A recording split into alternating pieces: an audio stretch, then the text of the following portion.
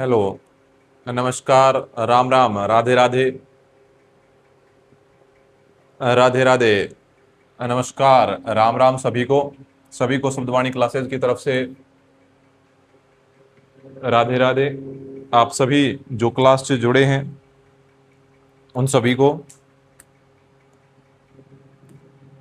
उम्मीद करता हूं कि आपने अपने जो शब्दवाणी क्लासेस के यूट्यूब चैनल है उसको सब्सक्राइब कर लिया होगा।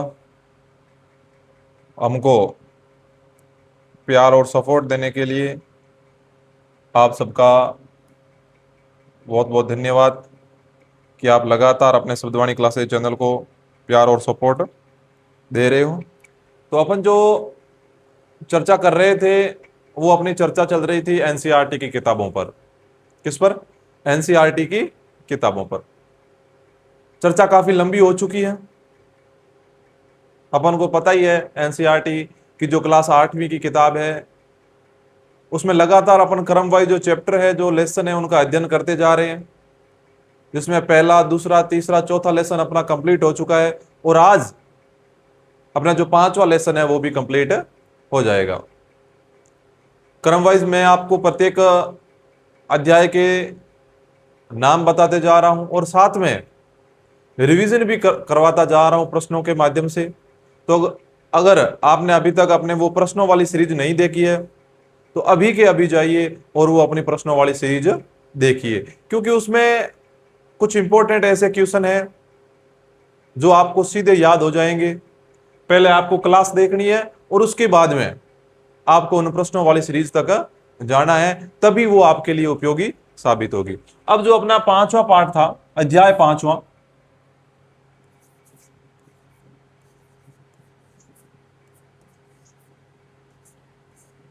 अध्याय 5वां था वो ये था कि जब जनता बगावत करती है 1857 और उसके बाद में।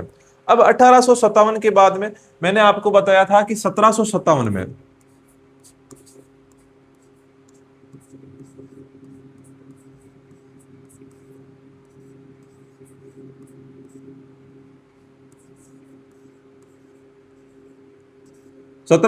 में जो प्लासी का युद्ध हुआ था उसमें सिराजुद्दौला को हराने के बाद अंग्रेजों की यह भारत में पहली जीत थी।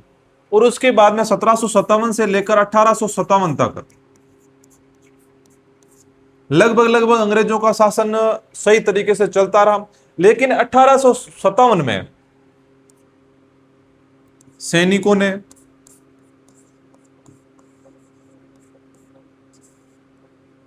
स्थानीय जनता ने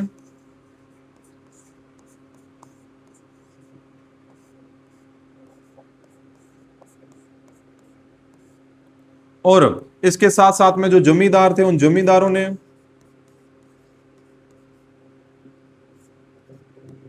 इसके साथ में मुगल बादशाह ने,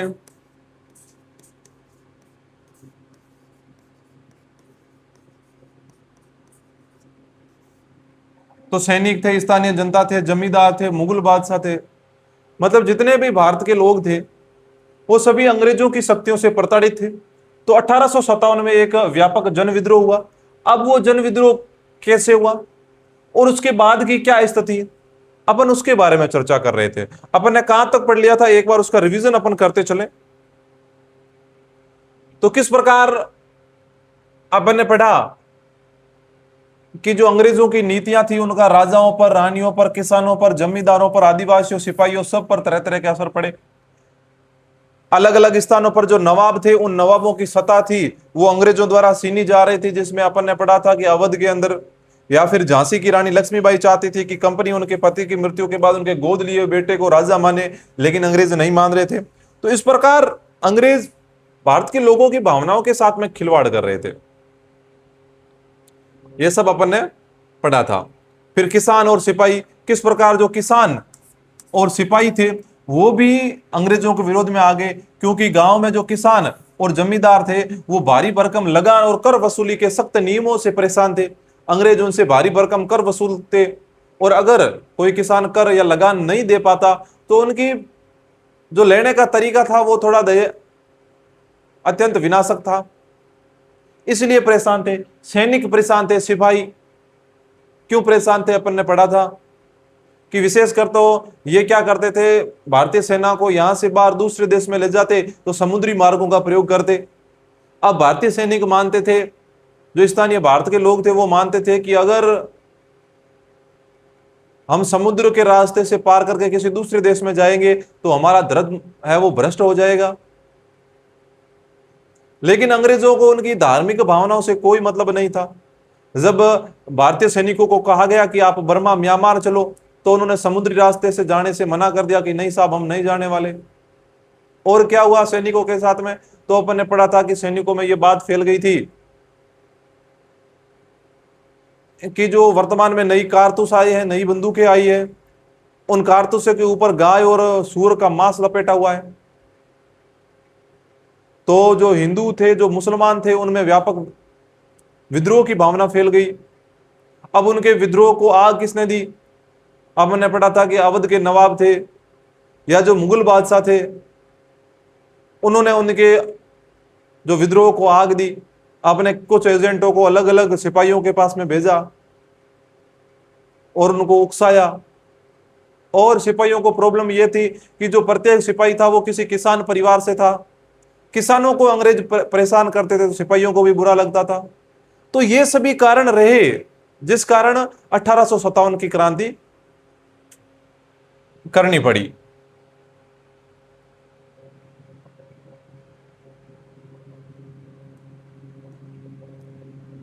सुधारों पर प्रतिक्रिया, और अपन ने एक चीज भूल गए, सुधारों पर प्रतिक्रिया। अंग्रेज थे वो भारतीय समाज में सुधार करना चाहते थे, वो सती प्रथा पर रोक लगाना चाहते थे, वो विधवा विवाह को बढ़ावा देना चाहते थे। लेकिन भारतीय लोग मानते थे कि ये तो हमारी साहब परंपरा है, सती सती प्रथा वाली, हम विधवा विवाह नहीं होने देंगे, और आप हमारे धर्म में दखल अंदाजी क्यों कर रहे हो? तो ये भी प्रॉब्लम उनको होने लगी।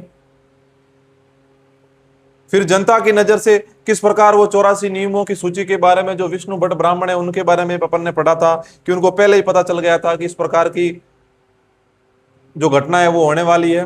फिर एक सिपाही था सीताराम पांडे, उनके बारे में पढ़ा कि किस प्रकार वो कहते हैं कि वो सिपाही मिलकर अंग्रेजों के जो घर थे, अंग्रेजों के जो निवास स्थान थे, वहां पर अंग्रेज परिवारों को मौत के घाट उतार देते हैं।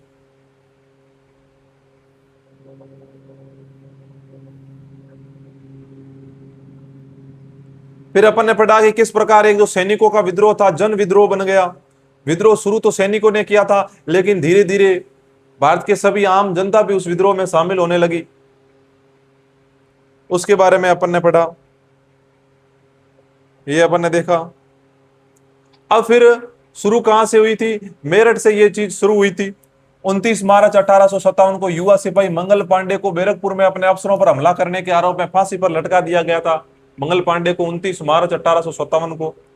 फिर कुछ जो सिपाही थे उन्होंने कारतूसों पर गाय और सूअर की चर्बी का लेप चढ़ाया गया था। उन्होंने कहा साहब नहीं, हम इनका यूज नहीं करेंगे। तो 85 सिपाहियों को नौकरी से निकाल दिया गया और उन्हें कहा गया कि आपने अपने अफसरों का हुक्म नहीं माना, इसीलिए आपको 10-10 साल की सजा दी जाएगी। यह बात 9 मई 1857 की है। उसके बाद इन सिपाहियों को छुड़ाने के लिए 10 मई 1857 को वहां के जो भारतीय सेनाई थे उन्होंने अंग्रेजों पर धावा बोला और उनको छुड़ा दिया। इन सब चीजों के बारे में अपन ने पढ़ा था। अब वो सैनिक धीरे धीरे कहां जाने लगे, तो अपन ने पढ़ा कि वो सभी सैनिक वहां से निकलकर दिल्ली के जो मुगल बादशाह थे वो बहादुर शाह जफर के पास जाने लगे। क्यों? क्योंकि उनको एक नेतृत्व की जरूरत थी। वो चाहते थे कि हम अकेले कुछ नहीं कर सकते, अगर हम कोई नेता चुन लेना जो हमारे आगे आगे चले, हमें राह प्रदर्शित करे, तो हम सब कुछ कर सकते हैं।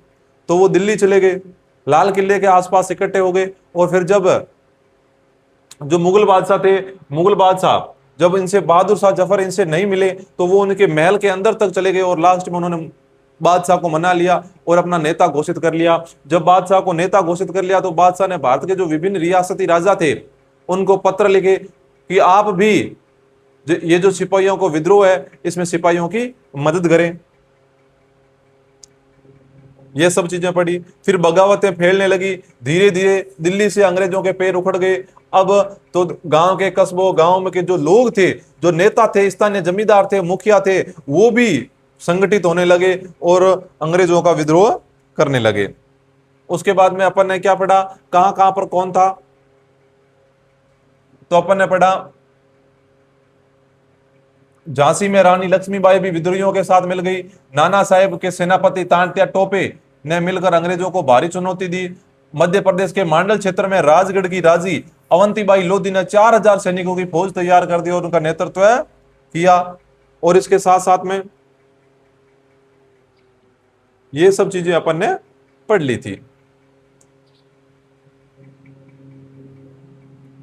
अब अपन आज पढ़ेंगे कंपनी का पलटवार। अब भारतीय जनता थी, सैनिक थे, जितने भी मुखिया थे वो तो अपना काम कर चुके थे। अब कंपनी किस प्रकार पलटवार करती है और कंपनी किस प्रकार वापस भारतीय इलाकों को अपने दबाव में लेती है, अपने कब्जे में लेती है, उस प्रकार पढ़ेंगे। अब देखो, इस उथल पुथल के बावजूद अंग्रेजों ने हिम्मत नहीं छोड़ी। कंपनी ने अपनी पूरी ताकत लगाकर विद्रोह को कुचलने का फैसला लिया। कंपनी ने फैसला कर लिया कि विद्रोह एक बार हुआ है, विद्रोह को शांत करना पड़ेगा, विद्रोह को कुचलना पड़ेगा। उन्होंने हिम्मत नहीं हारी। उन्होंने इंग्लैंड से और फौजी मंगवाए, विद्रोहियों को जल्दी सजा देने के लिए नए कानून बनाए और विद्रोह के मुख्य केंद्रों पर दावा बोल दिया। अब जहां पर मुख्य विद्रोह था, जहां पर विद्रोह के जड़ थी, उन केंद्रों पर दावा बोल दिया। कैसे? इंग्लैंड से और फौजी मंगवाए। सितंबर 1857 में दिल्ली दोबारा अंग्रेजों के कब्जे में आ गई। अब सितंबर 1857 में दिल्ली पर तो अंग्रेजों ने वापस कब्जा कर लिया। अंतिम मुगल बादशाह बहादुर शाह जफर पर मुकदमा चला गया और उन्हें आजीवन कारावास की सजा दी गई। अब एक समय जो दिल्ली का बादशाह था उस पर मुकदमा चलाया गया कि आपने विद्रोहियों का साथ दिया, और उन्हें आजीवन कारावास में डाल दिया। उनके बेटों को उनकी आंखों के सामने गोली मार दी। जो बहादुर शाह जफर मुगल बादशाह थे, उनको तो जेल में डाला तो डाला, उनके जो बेटे थे उनको उनकी आंखों के सामने मार दिया। बहादुर शाह और उनकी पत्नी बेगम जीनत महल को अक्टूबर 1857 में रंगून जेल में भेज दिया गया, जहां इसी जेल में नवंबर 1862 में बहादुर शाह जफर ने अंतिम सांस ली। अब देखो, एक समय जो भारत का राजा था, जिस व्यक्ति को भारत के लोग अपना नेता मान रहे थे, उसे अंग्रेजों ने इस प्रकार बेदखल करके रंगून भेज दिया जेल में, उसको और उसकी पत्नी दोनों को। जहां पर 4 साल बाद में 1858 से 1862 तक वो जेल में रहे, और नवंबर 1862 में बहादुर शाह जफर की वहां पर क्या हो गई? मृत्यु हो गई। दिल्ली पर अंग्रेजों का कब्जा हो जाने का यह मतलब नहीं था कि विद्रोह खत्म हो चुका था। इसके बाद भी लोग अंग्रेजों से टक्कर लेते रहे। व्यापक बगावत की विशाल ताकत को कुचलने के लिए अंग्रेजों को अगले 2 साल तक लड़ाई लड़नी पड़ी। अब अंग्रेजों का दिल्ली पर कब्जा हो गया, इसका मतलब यह नहीं हुआ कि विद्रोह समाप्त हो गया। विभिन्न स्थानों पर विद्रोह होता रहा। धीरे धीरे विद्रोह को पूरी तरह से शांत करने में अंग्रेजों को लगभग 2 साल का समय लगा। मार्च 1858 में लखनऊ अंग्रेजों के कब्जे में चला गया। जून 1858 में रानी लक्ष्मीबाई की शिकस्त हुई और उन्हें मार दिया गया। अब धीरे धीरे अंग्रेज वापस कब्जा करने लगे। सितंबर 1857 में दिल्ली कब्जे में आ गई। सितंबर के बाद में अक्टूबर, नवंबर, दिसंबर, जनवरी, फरवरी, मार्च 1858 में लखनऊ अंग्रेजों के कब्जे में चला गया। फिर जून 1858 में रानी लक्ष्मीबाई को भी मार दिया। दुर्भाग्यवश ऐसा ही रानी अवंतीबाई लोधी के साथ हुआ। खेड़ी की शुरुआती विजय के बाद उन्होंने अपने आप को अंग्रेजी फौज से घिरा पाया और वे शहीद हो गई। रानी लक्ष्मीबाई को मार दिया। अवंतीबाई लोधी भी अंग्रेजों के हार का शिकार हुई। तांतिया टोपे मध्य भारत के जंगलों में रहते हुए आदिवासियों और किसानों की सहायता से छापा मार युद्ध चलाते रहे। तांतिया टोपे जिन्होंने किसको सहायता दी थी? झांसी की रानी को सहायता दी थी। वो तो लगातार संघर्ष करते रहे। जंगल में रहते हुए जो आदिवासी थे, किसान थे, उनके माध्यम से छापा मार युद्ध करते रहे। जिस तरह पहले अंग्रेजों के खिलाफ मिली सफलताओं से विद्रोहियों को उत्साह मिला था, उसी तरह विद्रोही ताकतों की हार से लोगों की हिम्मत टूटने लगी। बहुत सारे लोगों ने विद्रोहियों का साथ छोड़ दिया। अंग्रेजों ने भी लोगों का विश्वास जीतने लिए हर संभव प्रयास किया। अब धीरे धीरे अलग अलग स्थानों पर अंग्रेज वापस कब्जा करने लगे। तो जो स्थानीय लोग विद्रोहियों के साथ में थे, उनका हौसला टूटने लगा। किस प्रकार तो अंग्रेज कब्जा कर रहे हैं, धीरे धीरे ये वापस भारत पर कब्जा अपने आप कर लेंगे, फिर अपना क्या हाल होगा। जिस प्रकार इन्होंने बहादुर शाह जफर और उनके बेटों को मौत के घाट उतारा है, उसी प्रकार हमें भी उतार सकते हैं। तो वो धीरे धीरे विद्रोहियों का साथ छोड़कर वापस अंग्रेजों के साथ में मिलने लगे। और ऐसे लोग जो वापस अंग्रेजों के साथ में मिलने लगे, अंग्रेज उनका विश्वास जीतने लगे। यहां पर देखो, विद्रोही सिपाही मेरठ से दिल्ली की तरफ कूच करते हैं। शुरू में अंग्रेजी सेनाओं को दिल्ली की भारी किलेबंदी को तोड़ने में मुश्किल हुई। 3 सितंबर 1857 को अंग्रेजी सेनाओं को और ज्यादा हथियार, गोले आदि पहुंचाए गए। ये गाड़ियों पर लदे हुए थे जिन्हें हाथी खींच रहे थे, और इनकी कतार 7 मील लंबी थी। कितने मील लंबी थी? 7 मील लंबी थी। जब विद्रोही थे उन्होंने दिल्ली पर कब्जा कर लिया, तो कहते हैं कि दिल्ली पर कब्जा करने के बाद में जब अंग्रेजी सेना आई, तो जो अंग्रेजी सेना थी उसमें इतने ज्यादा हथियार, गोले आदि पहुंचाए गए जो गाड़ियों पर लदे हुए थे। और इन गाड़ियों की लंबाई कितनी थी? इन गाड़ियों की जो लंबी कतार थी वो 7 मील लंबी थी। कितने मील लंबी थी? 7 मील लंबी थी। ये अपन चित्र देख सकते हैं। देखो, ये हाथी पर विभिन्न गोला बारूद लदे हुए, ये घुड़सवार है, पैदल है, सभी सैनिक कहां जा रहे हैं? ये दिल्ली की तरफ जा रहे हैं। ये तात्या टोपे हैं। तात्या टोपे की स्मृति में भारत सरकार द्वारा डाक टिकट भी जारी किया गया था। उन्होंने वफादार भूस्वामियों के लिए इनामों का ऐलान कर दिया। अब देखो, अंग्रेजों ने दिमाग से खेला और कहा कि जो भूस्वामी या जो किसान हमारे पक्ष में है, जो ईमानदार है, उनको हम क्या देंगे? इनाम देंगे। तो धीरे धीरे जो विद्रोहियों का साथ दे रहे थे वो टूटने लगे और वो अंग्रेजों के साथ में जुड़ने लगे। उन्होंने आश्वासन दिया गया कि उनकी जमीन पर उनके परंपरागत अधिकार बने रहेंगे। जिन्होंने विद्रोह किया था उनसे कहा गया कि अगर वे अंग्रेजों के सामने समर्पण कर देते हैं और अगर उन्हें किसी अंग्रेजों की हत्या नहीं की है तो वे सुरक्षित रहेंगे और जमीन पर उनके अधिकार और दावेदारी बनी रहेगी। अंग्रेजों ने कहा कि अगर आप वापस, विद्रोहियों को कहा कि जो जो वापस, जमींदारों को कहा कि जो जो वापस हमारे सामने समर्पण कर देगा तो हम उसको अपनी, उसकी जो जमीन है उस जमीन पर वापस अधिकार दे देंगे, वापस उसे दावेदारी दे देंगे। लेकिन हां, उसने किसी अंग्रेज की हत्या ना की हो। अगर उसने किसी अंग्रेज की हत्या की है और वो समर्पण करता है तो भी उसको कुछ नहीं मिलेगा। अगर अंग्रेज की हत्या नहीं की है तो उसे वापस हम उसकी जमीन दे देंगे। इसके बावजूद सैकड़ों सिपाहियों, विद्रोहियों, नवाबों और राजाओं पर मुकदमे चलाए गए और उन्हें फांसी पर लटका दिया गया। लेकिन इसके बावजूद कई सिपाही, विद्रोही थे, नवाब थे, राजा थे, वो अंग्रेजों के साथ में नहीं मिले और आखिरकार कईयों को फांसी पर अंग्रेजों द्वारा लटका दिया गया। ये अपन चित्र देख रहे हैं कि अंग्रेजी टुकड़ियां दिल्ली में घुसने के लिए कश्मीरी गेट को बारूद से उड़ा देती है। यहां पर धुआं निकल रहा है और ये बारूद लाकर जो कश्मीरी गेट है उसको उड़ा देती है और दिल्ली के अंदर घुस जाती है। यहां पर देखिए, ये पकड़े हुए अंग्रेजी टुकड़ियां कानपुर के पास विद्रोहियों को पकड़ लेती है। ध्यान से देखें कि किस तरह कलाकार ने अंग्रेजी सिपाहियों को बहादुरी से विद्रोहियों पर धावा बोलते हुए दिखाया है। देखो, ये विद्रोही है और ऊपर ये अंग्रेजी है। अंग्रेज सिपाही को, इनको अंग्रेज सिपाही की बहादुरी दिखाई गई, किस प्रकार वो विद्रोहियों को पकड़ रहे हैं।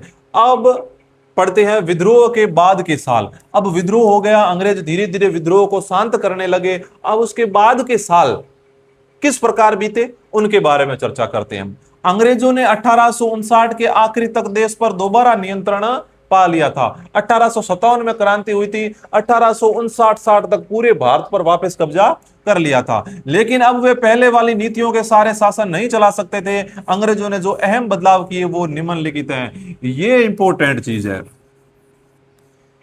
कि 1857 की क्रांति के बाद में अंग्रेजों ने मुख्य रूप से प्रमुख बदलाव कौन से किए? तो देखो, पहला बदलाव, ब्रिटिश संसद ने 1858 में एक नया कानून पारित किया और ईस्ट इंडिया कंपनी के सारे अधिकार ब्रिटिश साम्राज्य के हाथ में सौंप दिए गए। आज तक 1757 से लेकर 1857 तक भारत पर जो शासन था वो था ईस्ट इंडिया कंपनी का। किसका था? ईस्ट इंडिया कंपनी का था। लेकिन 1858 में ब्रिटिश संसद ने एक कानून पारित किया और कहा कि अब भारत पर अधिकार ईस्ट इंडिया कंपनी का नहीं रहेगा, भारत पर अधिकार रहेगा सीधा ब्रिटिश साम्राज्य का। जिस ब्रिटिश साम्राज्य की कंपनी आई थी, अब वही ब्रिटिश साम्राज्य भारत पर शासन चलाएगा। सौंप दिए ताकि भारतीय मामलों को ज्यादा बेहतर ढंग से संभाला जा सके। ब्रिटिश मंत्रिमंडल के एक सदस्य को भारत मंत्री के रूप में नियुक्त किया गया। उसे भारत के शासन से संबंधित मामलों को संभालने का जिम्मा सौंपा गया। अब जो ब्रिटिश के अंदर जहां पर मंत्री बैठते थे, उस मंत्रिमंडल में एक ऐसा मंत्री बनाया गया, ऐसा मंत्री नियुक्त किया गया जो पूरे भारत के मामले देखता हो और उसे भारत के शासन संबंधी जितने भी मामले थे उनको संभालने का जिम्मा उस मंत्री को सौंपा गया। उसे सलाह देने के लिए एक परिषद का गठन किया गया जिसे इंडिया काउंसिल कहा गया। अब एक तो मंत्री नियुक्त किया गया, उस मंत्री के आसपास उसे सलाह देने के लिए एक परिषद का गठन किया, उसे सलाह देने के लिए एक परिषद का गठन किया। और उस परिषद का नाम क्या रखा? उस परिषद का नाम रखा इंडिया काउंसिल। क्या नाम रखा? उसका नाम रखा इंडिया काउंसिल। याद रखना, अगर पूछे कि इंडिया काउंसिल क्या है, क्या अगर पूछे इंडिया काउंसिल क्या है, तो 1858 में ब्रिटिश साम्राज्य ने अपने जो मंत्रिमंडल है वहां पर भारत से संबंधित मामलों के लिए एक मंत्री नियुक्त किया। अब उस मंत्री के आसपास में, उसके आसपास में उसे सलाह देने के लिए जो परिषद बनाई गई उसे इंडिया काउंसिल कहा गया। भारत के गवर्नर जनरल को वायसराय का ओहदा दिया गया। अब जो पहले गवर्नर जनरल थे उसे क्या बोला गया? वायसराय बोला जाने लगा कि अब गवर्नर जनरल नहीं, वायसराय बोला जाएगा। इस प्रकार उसे इंग्लैंड के राजा रानी का निजी प्रतिनिधि घोषित कर दिया। फलस्वरूप अंग्रेज सरकार ने भारत के शासन की जिम्मेदारी सीधे अपने हाथों में ले ली। आज तक भारत पर सीधे अंग्रेजी शासन नहीं था, ईस्ट इंडिया कंपनी का शासन था। लेकिन 1857 की क्रांति के बाद में अंग्रेजी सरकार ने भारत का जितनी भी शासनीय शक्तियां थी वो सीधे अपने हाथ में ले ली और एक गवर्नर जनरल की जगह वायसराय नियुक्त किया गया। और ये वायसराय कौन था? इसे इंग्लैंड के जो राजा और रानी था उनके निजी प्रतिनिधि घोषित कर दिया कि यह सीधी अपनी खबर राजा और रानी तक पहुंचाएगा। इस प्रकार 1857 की क्रांति के बाद में पहला मुख्य परिवर्तन यह किया गया। और क्या किया गया? देश के सभी शासकों को भरोसा दिया गया कि भविष्य में कभी भी उनके भू क्षेत्र पर कब्जा नहीं किया जाएगा। मुख्य रूप से आंदोलन हुआ क्यों? क्योंकि अंग्रेज भारतीय क्षेत्रों पर कब्जा कर रहे थे।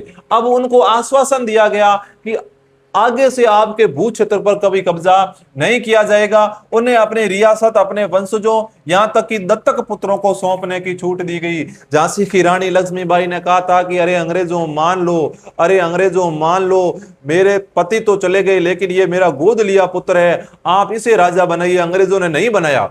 लेकिन 1857 के बाद में अंग्रेजों की पूंछ थी वो सीधी हो गई और अंग्रेजों ने क्या कहा? अंग्रेजों ने कहा कि आज के बाद जिसे आप बोलोगे हम उसको राजा बना लेंगे, चाहे वो वंशज हो, नहीं हो, दत्तक पुत्र हो, गोद लिया पुत्र हो, जो भी हो, जिसे आप बोलेंगे उसे हम राजा बना देंगे, उस रियासत को हम हमारे कब्जे में नहीं लेंगे। लेकिन उन्हें इस बात के लिए प्रेरित किया गया कि वे ब्रिटेन की रानी को अपना अधिपति स्वीकार करें। इस तरह भारतीय शासकों को ब्रिटिश साम्राज्य के अधीन शासन चलाने की छूट दी गई। लेकिन उनको कहा गया कि आपको अपना मेन, जिस प्रकार आप अपना पहले राजा बहादुर शाह जफर को मानते थे उसी प्रकार अब आपको अपना जो मेन आधिपत्य मानना होगा। आप किसके अंडर काम करोगे? आप ब्रिटेन की जो रानी है उसके अधीन काम करोगे। आपको उनका आधिपत्य स्वीकार करना पड़ेगा। मतलब उन्हें कहा गया कि अब आप अपना साम्राज्य चलाओ, लेकिन अपना साम्राज्य किसके अधीन चलाओ? आप ब्रिटेन के जो साम्राज्य है, ब्रिटिश साम्राज्य, उसके अधीन चलाओ। तो ये दूसरी मुख्य प्रकार की जो परिवर्तन था वो किया गया। फिर तीसरा परिवर्तन, सेना में भारतीय सिपाहियों का अनुपात कम करने और यूरोपीय सिपाहियों की संख्या बढ़ाने का फैसला लिया गया। यह भी तय किया गया कि अवध, बिहार, मध्य भारत और दक्षिणी भारत से सिपाहियों को भर्ती करने की बजाय अब गोरखा, सिखों और पठानों में ज्यादा सिपाही भर्ती किए जाएंगे। अब अंग्रेजों को पता चल गया कि हमारे सैनिकों की संख्या बहुत कम है और यहाँ के सैनिकों की संख्या ज्यादा है, तो हो सकता है कि आगे ये और विद्रोह कर सकते। इसलिए इन्होंने क्या किया? भारतीय सैनिकों की संख्या कम कर दी और जो विदेशी सैनिक थे, ब्रिटिश सैनिक थे, उनकी संख्या बढ़ा दी, उनका अनुपात ज्यादा कर दिया। और पहले भारत में ज्यादातर सैनिक अवध से, बिहार से, मध्य भारत से और दक्षिण भारत से थे। लेकिन अब उन्होंने क्या किया? गोरखा है, सिख है और पठानों को ज्यादा से ज्यादा सिपाही के रूप में भर्ती किया। तो ये जो तीसरा मुख्य परिवर्तन था वो ये किया। फिर चौथा परिवर्तन क्या किया? चौथा परिवर्तन यह किया कि मुसलमानों की जमीन और संपत्ति बड़े पैमाने पर जब्त की गई। उन्हें संदेह व शत्रुता के भाव से देखा जाने लगा। अंग्रेजों को लगता था कि यह विद्रोह उन्होंने ही खड़ा किया है। अब उनकी मुख्य आंख चली गई किस पर? मुसलमानों पर। अंग्रेजों ने कहा कि ये जो विद्रोह खड़ा किया है ये मुख्यतः किसने किया है, ये अंग्रेजों ने किया है, इसीलिए अंग्रेजों ने नहीं, सॉरी, मुसलमानों ने किया है। तो उन्होंने क्या किया, भारी मात्रा में जो मुसलमानों की जमीन और संपत्ति थी उसे बड़े पैमाने पर जब्त कर लिया। पांचवा मुख्य परिवर्तन क्या किया, अंग्रेजों ने फैसला किया कि वे भारत के लोगों के धर्म और सामाजिक रीति रिवाजों का सम्मान करेंगे। अब उन्होंने कहा कि आपका जो रीति रिवाज है, आपकी जो धार्मिक परंपरा है, आप उसे चलाइए, हम उसमें टांग अड़ाने वाले नहीं है। आपकी सती प्रथा को चलने दो, आप विधवा विवाह करना नहीं चाहते तो मत करो, हम आपके सामाजिक भावना में टांग नहीं अड़ाएंगे।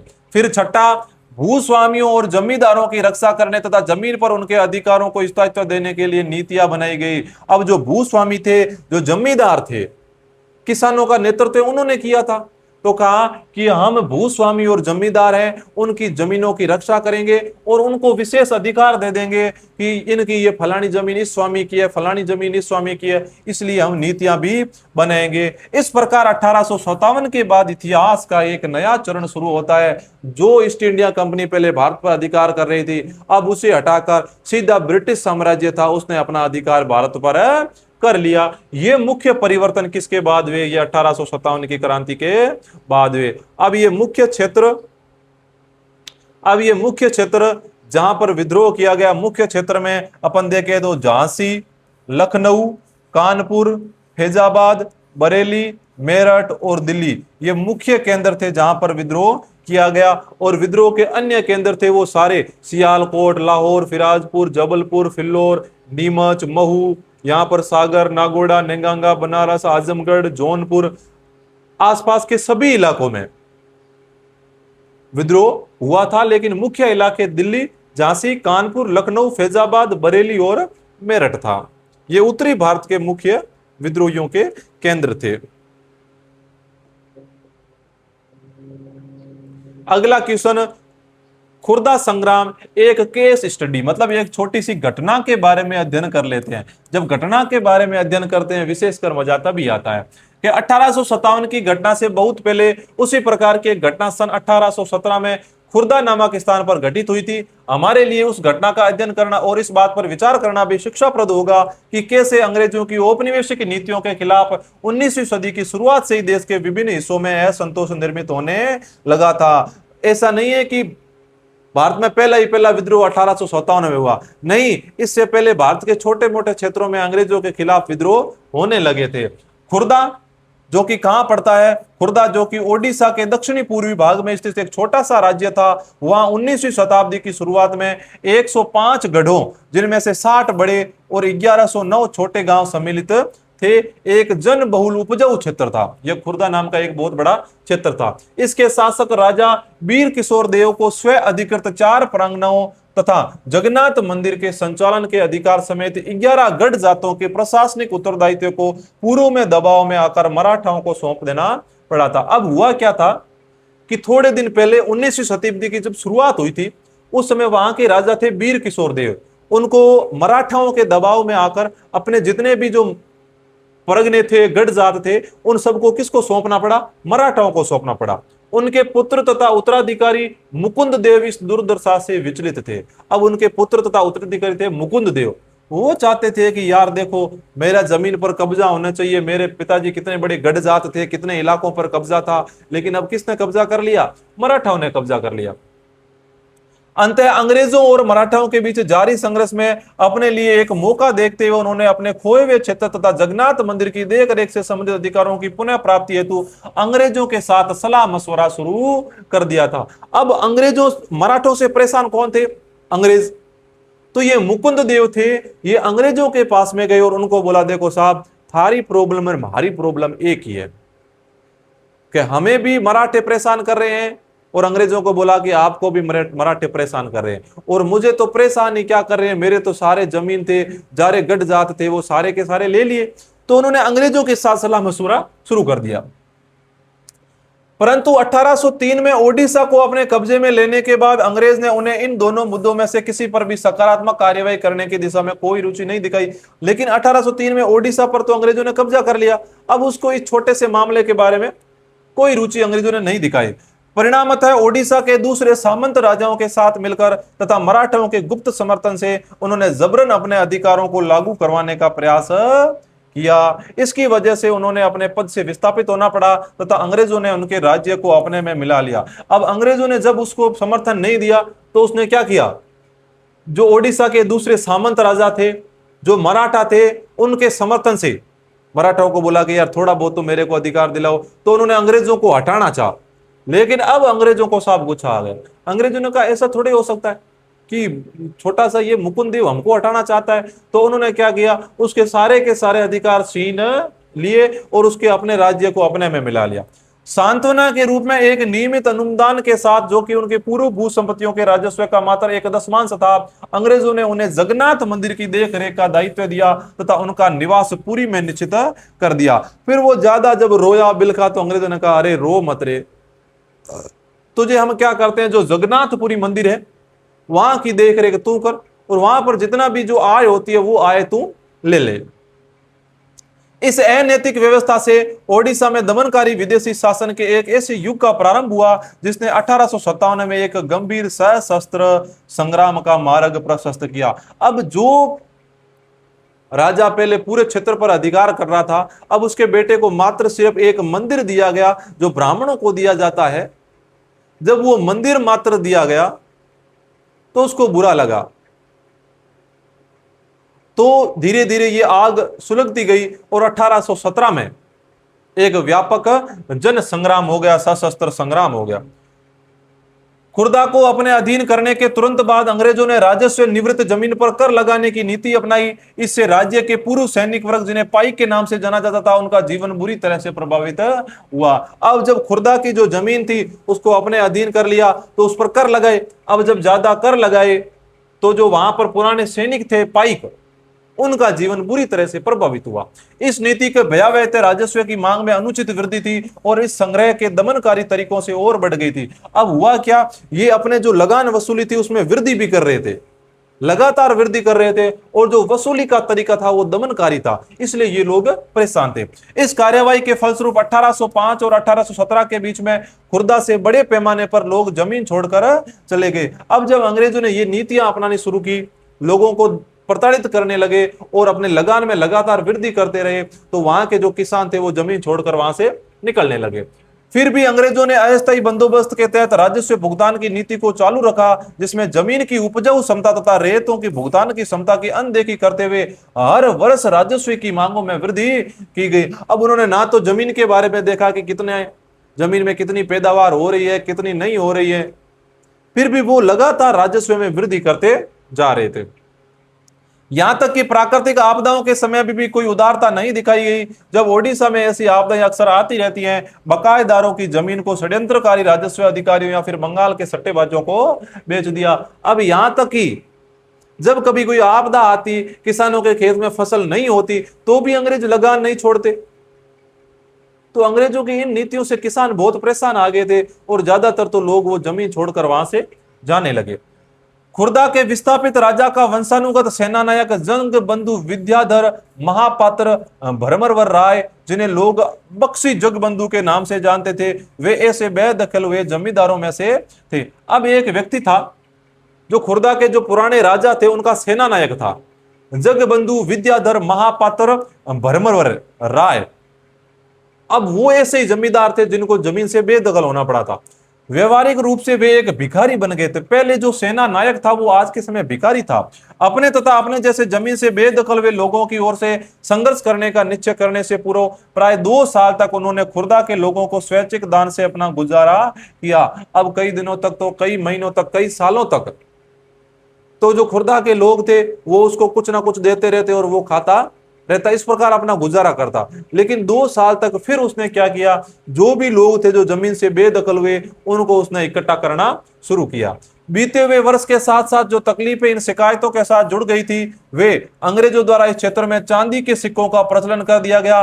ये भी किसानों की मुख्य प्रॉब्लम थी। इस नई मुद्रा में राजस्व के भुगतान पर जोर देना, और राजस्व का भुगतान किस में करना, चांदी के सिक्कों में करना। खाद्य सामग्री की कीमतों में अभूतपूर्व वृद्धि की गई तथा नमक की आपूर्ति में कमी, जो कि कंपनी के एकाधिकार नीति के चलते लगभग दुर्लभ हो गया था। अब जो नमक था वो वहां पर पहुंचाना कम कर दिया, क्योंकि नमक पर एकाधिकार किसका हो गया? अंग्रेजों का हो गया। तो वहां पर नमक भी खाने के लिए नहीं देते थे, जिसके कारण ओडिशा के पारंपरिक रूप से नमक बनाने वाले इस काम से वंचित हो गए थे। और क्या किया गया, ओडिशा में जो नमक के धंधे थे वो सब उनसे छीन लिए गए, और वो किनको दे, अंग्रेजों ने अपने कब्जे में ले लिए।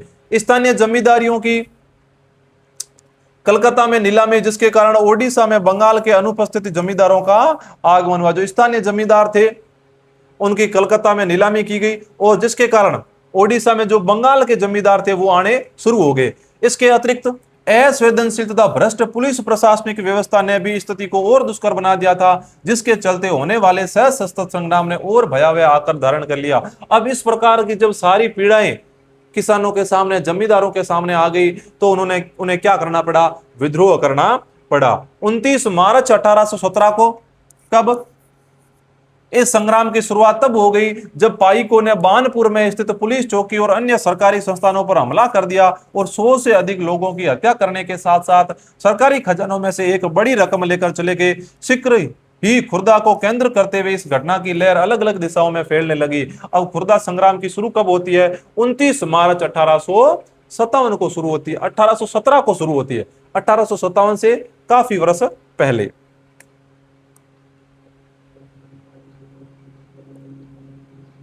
उत्साह से भरपूर जमींदारों और रैयत पाइकों के साथ मिल गए, जो उनके साथ नहीं मिले उन्हें प्रताड़ित किया गया। एक कर मत दो अभियान की शुरुआत की गई कि अपन को कर नहीं देना है। अंग्रेजों ने पाइकों को उनके जमे हुए स्थानों से हटाने की कोशिश की, परंतु ऐसे 14 अप्रैल 1857 को बक्सी जगबंधु ने 5 से लेकर 10,000 पाइकों और कंद जनजाति के योद्धाओं की अगुवाई कर पुरी को वापस कब्जे में ले लिया, और मुकुंद देव को उनकी झिझक के बावजूद राजा घोषित कर दिया। जगन्नाथ मंदिर के पुजारियों ने भी पाइकों को अपना भरपूर समर्थन दिया। अब जो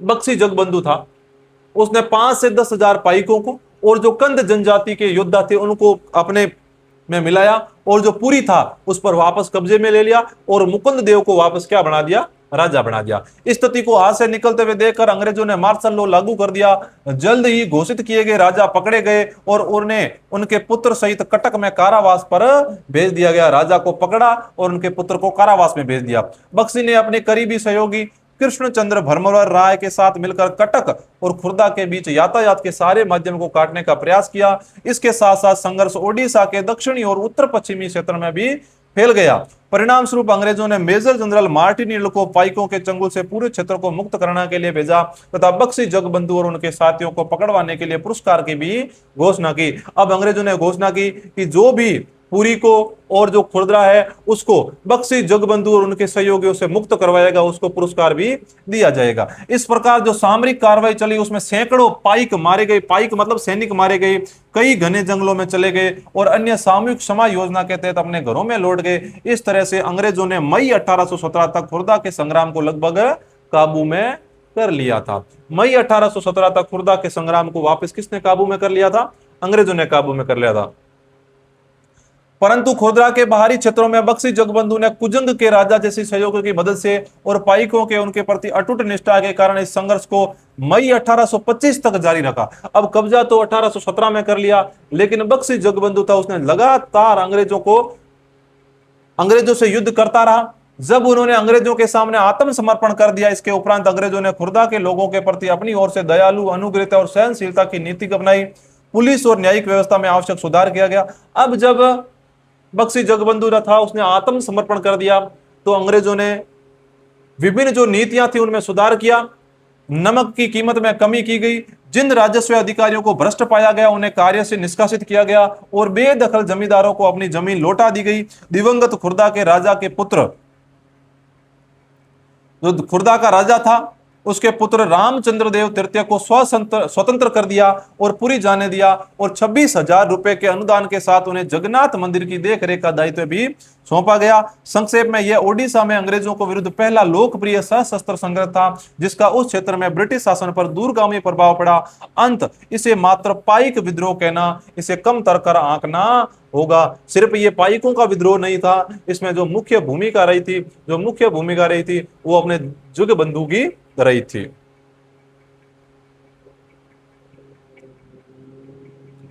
ये परम शांति के एक सर्वज्ञ साम्राज्य की खातिर इसके बारे में ये थोड़ी बहुत जानकारी है कि ताइपिंग की सेना अपने नेता से मिलते हुए किस प्रकार ये बाहरी देश का कोई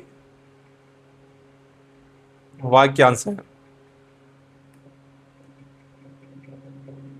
इस प्रकार ये अपना पांचवा क्वेश्चन पूरा, पांचवा जो पार्ट था, पांचवा अध्याय था, वो पूरा हो गया। ये पांचवे अध्याय के कुछ इंपॉर्टेंट क्वेश्चन है, मैंने एकदम अच्छी तरीके से पढ़ाए हैं, तो आप इनको किताब में से ढूंढ सकते हैं। तो इस प्रकार अपना जो पांचवा अध्याय है वो समाप्त हो गया। आपने पूरी पूरी क्लास को एकदम निष्ठा के साथ देखा। बहुत बहुत धन्यवाद।